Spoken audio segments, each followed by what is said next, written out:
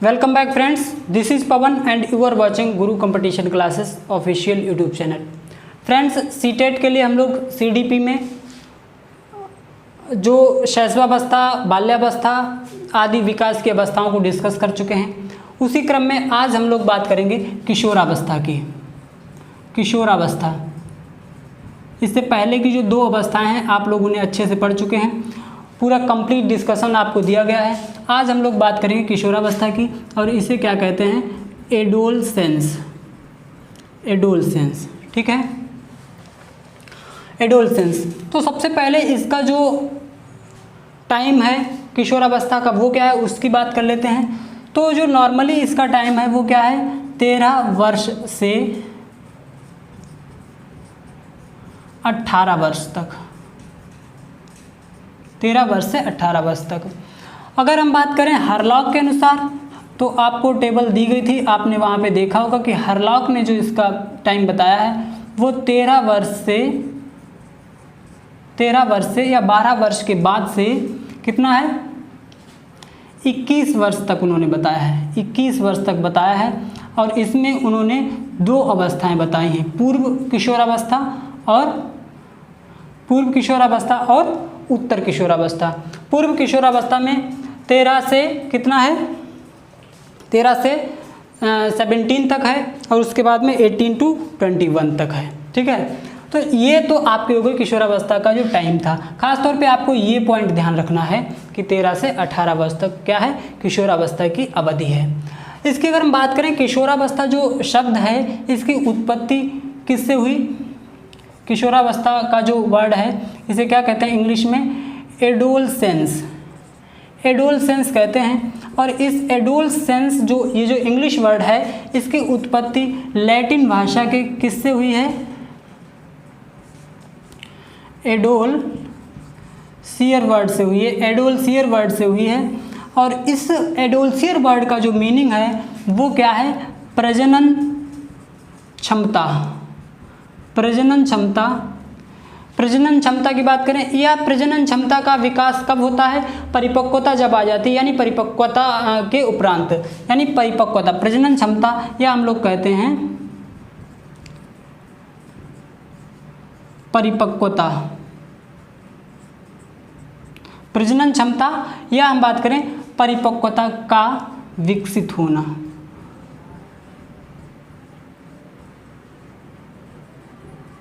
ठीक है, तो प्रजनन क्षमता या कहीं परिपक्वता का विकास खास तौर से किससे संबंधित है, वो इसी पीरियड से संबंधित है, इसी टाइम से संबंधित है। इसीलिए इसे क्या कहा गया, एडोलसेंस, या हिंदी में बोले तो किशोरावस्था कहा गया।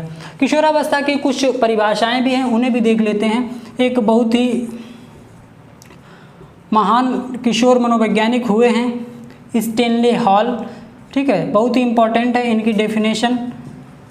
तो किशोर मनोविज्ञान पर इन्होंने किताब भी लिखी है, आपने जो स्टेनले हॉल है। तो इन्होंने जो डेफिनेशन बताई है वो इन्होंने बताई है कि किशोरावस्था क्या है, किशोरावस्था प्रबल दबाव, किशोरावस्था प्रबल दबाव, तनाव और तूफान, तनाव और तूफान। किशोरावस्था प्रबल दबाव, तनाव और तूफान एवं संघर्ष की अवस्था है, संघर्ष की अवस्था है। तो ध्यान रखिएगा, ये बहुत ही फेमस डेफिनेशन है स्टेनले हॉल महोदय की।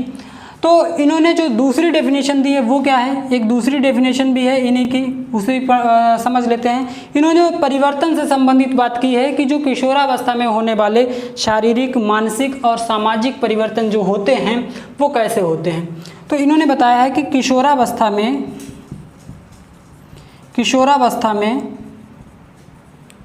होने वाले शारीरिक, कौन कौन से परिवर्तन हैं, शारीरिक, मानसिक एवं सामाजिक परिवर्तन, शारीरिक, मानसिक एवं सामाजिक परिवर्तन आकस्मिक होते हैं। कैसे होते हैं? आकस्मिक होते हैं, आकस्मिक होते हैं।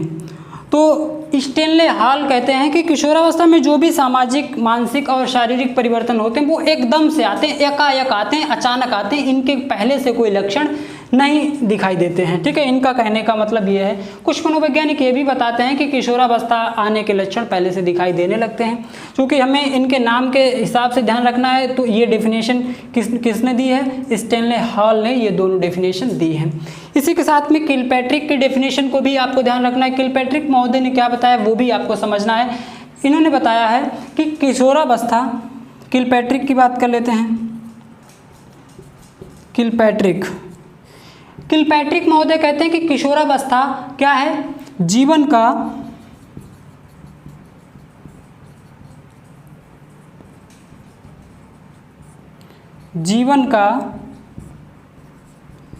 सबसे कठिन काल है। इन्होंने कहा कि किशोरावस्था जीवन का सबसे कठिन काल है। किशोरावस्था जीवन का सबसे कठिन काल है पूछ लिया जाए तो वो कौन है? किलपैट्रिक हैं। इसमें भी कई बार स्टूडेंट क्या करते हैं कि ऐसी डेफिनेशन किससे मिलती जुलती है? स्टेनले हॉल की, तो स्टेनले हॉल को लगा देते हैं क्योंकि इन्होंने यहाँ पे संघर्ष की बात की है या तूफान की बात की है। तो इस वजह से इस डेफिनेशन को भी किलपैट्रिक का ना समझ के स्टेनले हॉल को समझ लिया जाता है, जबकि ये डेफिनेशन भी पूछी जाती है और आपको ध्यान रखना है। ठीक है, नेक्स्ट डेफिनेशन की हम लोग बात करेंगे। वैलेंटाइन महोदय ने कहा है। वैलेंटाइन बहुत ही इंपॉर्टेंट मनोवैज्ञानिक हैं।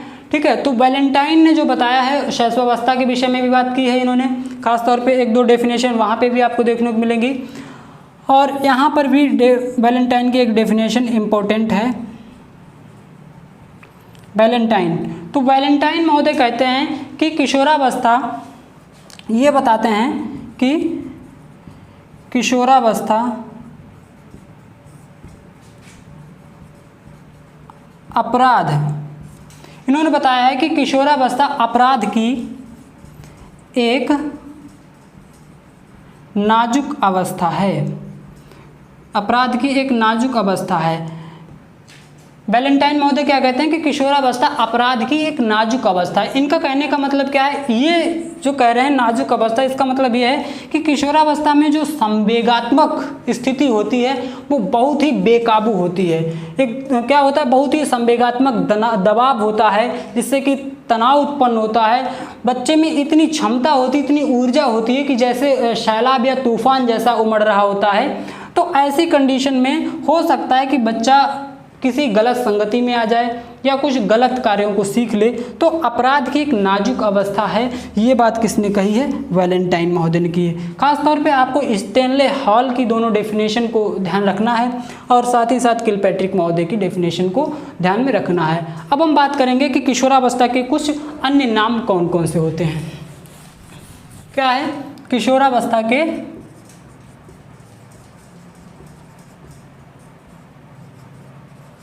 अन्य नाम, किशोरावस्था के अन्य नाम। अन्य नामों की जब हम बात करते हैं तो किशोरावस्था में आता है, इसे क्या कहा जाता है? जीवन का बसंत भी कहा जाता है। जीवन का बसंत कहा जाता है क्योंकि इसमें संवेगात्मक दबाव बहुत ज़्यादा होता है, तो इसीलिए इसे बालक कई बार इसमें दुखी भी रहने लगता है, तो दुखी अवस्था भी इसी को कहा जाता है।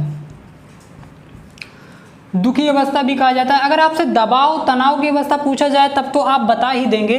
खासतौर पे इसे उलझन की अवस्था भी कह सकते हो आप लोग। उलझन की अवस्था भी इसे कह सकते हो। इसी अवस्था में जीन पियाजे ने क्या बताया था कि अमूर्त चिंतन होने लगता है। जीन पियाजे जब 11 वर्ष से ऊपर की अवस्था है, 11 से 15 की जो अवस्था है, उसे उन्होंने क्या कहा है? उसमें बताया कि अमूर्त चिंतन का विकास हो जाता है। तो इसे हम लोग कह सकते हैं अमूर्त चिंतन की अवस्था। अमूर्त चिंतन की अवस्था भी इसी को कहते हैं। सभी को ध्यान रखना है। और इसी को विद्रोह भावना बहुत ज़्यादा होती है बच्चे में, तो इसी को विद्रोही अवस्था या विद्रोही उम्र भी कहते हैं।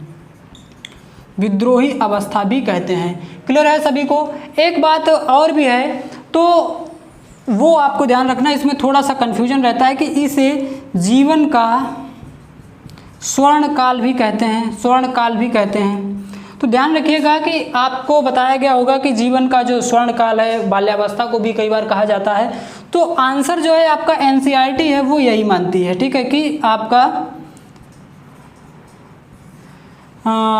जीवन का जो स्वर्ण काल है वो क्या है, किशोरावस्था को कहा जाता है। और सीटेट में आप अगर ये लगा कर आते हैं कि जीवन का स्वर्ण काल क्या है, बाल्यावस्था भी है, किशोरावस्था भी है, तो आप किशोरावस्था लगा कर आ जाएंगे तो आपका आंसर सही हो जाएगा। ये बात आपको ध्यान रखनी है।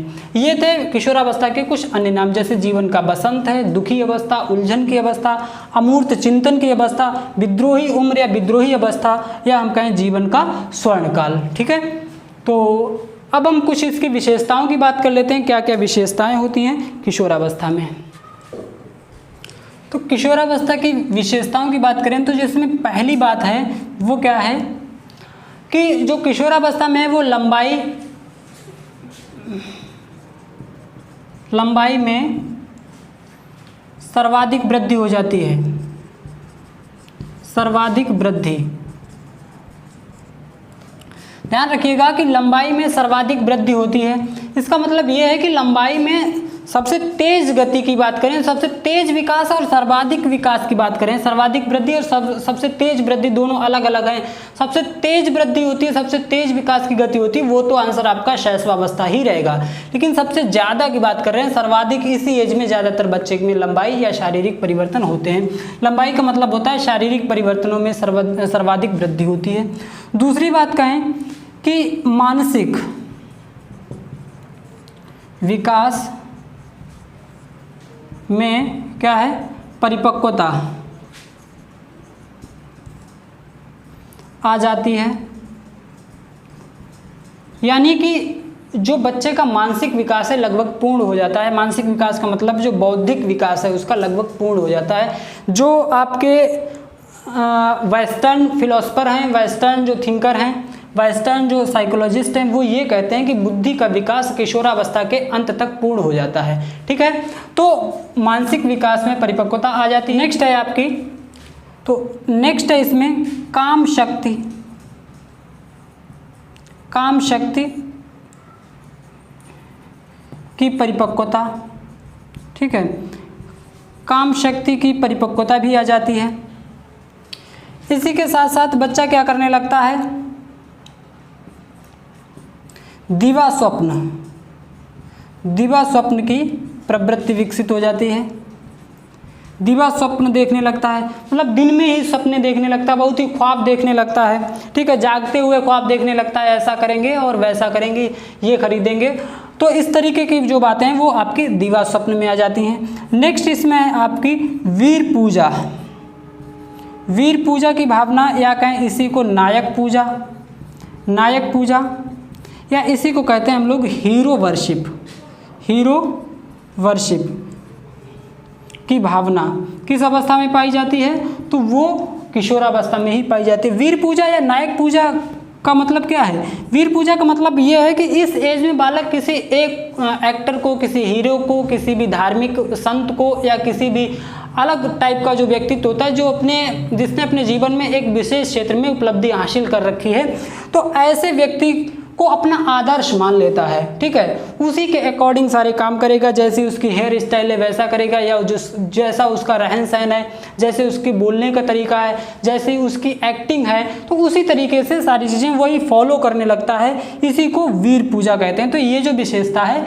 वो किस में पाई जाती है, किशोरावस्था की अवस्था में ही पाई जाती है। तो आपका वीर पूजा हो जाता है। नेक्स्ट इसमें है आपका कि ईश्वर और धर्म में, ईश्वर और धार्मिक भावना की प्रबलता होती है। इस अवस्था में व्यक्ति ईश्वर में अगर बालक विश्वास करता है तो उसमें भी अटूट विश्वास रखता है, बहुत ही पूजा करेगा, व्रत रहेगा, या फिर किसी धर्म को मानता है तो उस धर्म के प्रति भी बहुत ही ये कैसा रहता है, सत्यनिष्ठ रहता है, धार्मिक भावना भी बहुत ही प्रबल होती है।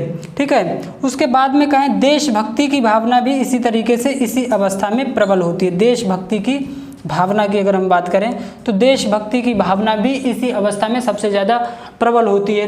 इसी के साथ साथ ये दबाव महसूस नहीं करना चाहते, इसलिए क्या है, बालक इसी अवस्था में स्वतंत्रता भी चाहता है, स्वतंत्रता की भावना, यानी स्वतंत्र रहना भी चाहता है, नहीं चाहता है कि इसके काम में या इसके जो भी कार्य हैं, जो भी कर रहा है उसमें कोई फालतू की उसमें क्या है, कोई रोकथाम करे या उस पर किसी तरीके का कंट्रोल करे। तो ये इस उम्र में बच्चा नहीं चाहता है, किसमें, किशोरावस्था की अवस्था में। ये कुछ विशेषताएं हैं, जैसे लंबाई की बात करें या हम लोग बात कर लें शारीरिक वृद्धि की बात कर लें, ठीक है, शारीरिक वृद्धि या विकास की बात करें तो मात्रा की बात करें तो मात्रा में सर्वाधिक वृद्धि किसमें होती है, वो किसमें, किशोरावस्था में होती है। लेकिन तेज गति की बात करें, सबसे तेज गति से होता है तो शैशवावस्था ही आंसर रहेगा। मानसिक विकास में परिपक्वता आ जाती है, मीन्स मस्तिष्क का विकास लगभग पूर्ण हो जाता है। काम शक्ति की परिपक्वता आ जाती है। उसी के साथ साथ दिवा स्वप्न की प्रवृत्ति होती है, बच्चे दिन में ही ख्वाब देखते रहते हैं। और वीर पूजा, नायक पूजा, ईश्वर और धार्मिक भावना की प्रबलता होती है। इसी के साथ साथ जो एक और इसमें है, आपको ध्यान रखना है, क्या है, व्यवसाय चयन। व्यवसाय चयन की अवस्था भी है, ये व्यवसाय चयन की अवस्था भी है। इसका नाम भी समझ सकते हैं कि इस अवस्था को व्यवसाय चयन की अवस्था भी कहते हैं, क्योंकि जो बालक है 13 से 18 वर्ष के बीच में, 13 से 18 वर्ष के बीच में यही बालक इसी अवस्था के बीच में वो हाई स्कूल पास कर लेता है, या कहें कि वो 9th में भी इसी अवस्था में होता है, इसी के दौरान। ठीक है, तो 9th में जब वो होता है तो उसे अपना व्यवसाय चुनने के लिए अपने सब्जेक्ट को भी चुनना है कि वो किस से पढ़े, मीन्स आर्ट्स सब्जेक्ट से पढ़े या साइंस से पढ़े या फिर कॉमर्स से पढ़े, और उसे किस फील्ड में जाना है। तो व्यवसाय चयन की अवस्था भी यही होती है। ठीक है, तो इस अवस्था में गाइडेंस की, मार्गदर्शन की बहुत ही इम्पोर्टेंट, बहुत ही महत्वपूर्ण भूमिका होती है। तो इस अवस्था में बच्चों को बहुत अच्छे से गाइडेंस की और काउंसलिंग की ज़रूरत पड़ती है। आगे देखते हैं इसमें और कौन कौन सी बातें मुख्य हैं। अब हम बात करेंगे किशोरावस्था में शारीरिक विकास की बात करते हैं। ठीक है, तो क्या है, किशोरावस्था में शारीरिक विकास। शारीरिक विकास की जब हम बात करें तो सबसे पहले हड्डियों की विकास की बात कर लेते हैं। हड्डियों का विकास, तो हड्डियों के विकास की अगर हम बात करें तो हड्डियों की जो संख्या है वो कितनी होती है, इस अवस्था में 206 हो जाती है। जो हड्डियां बाल्यावस्था में या शैशवावस्था में विकसित हुई हैं वो कुछ हड्डियां आपस में जुड़ जाती हैं, फिर उनकी संख्या कम होकर कितनी हो जाती है, 206, और यही इतनी ही संख्या आजीवन रहती है। ठीक है, दूसरा अगर हम बात करें इसमें, एक तो हड्डियों की बात हो गई, दूसरी बात है इसमें दांतों का विकास। दांत कितने हो जाते हैं, तो दांतों की जो संख्या है, तो दांतों की संख्या इसमें किशोरावस्था में 28 दांत निकल आते हैं। और ये दांत कैसे होते हैं, 28 दांत होते हैं, ये स्थायी दांत होते हैं। ठीक है, 28 स्थायी दांत किशोरावस्था के अंत तक आ जाते हैं, 18 वर्ष की अवस्था तक। अगली बात हम बात करेंगे इसमें हृदय के धड़कन की। हृदय की धड़कन, हृदय की धड़कन, हृदय की धड़कन की बात करें तो इसमें 72 टाइम्स पर मिनट, यानी ये जो फिक्स टाइम है 72, किशोरावस्था में इतनी जो इसकी रेट है वो फिक्स हो जाती है, और ये ही एक सामान्य युवा में, वयस्क में आजीवन रहती है, कितनी, 72 टाइम्स पर मिनट। तो ये बात हो गई किसकी, किशोरावस्था में शारीरिक विकास की, किशोरावस्था में शारीरिक विकास। अब हम बात करें किशोरावस्था में, किशोरावस्था में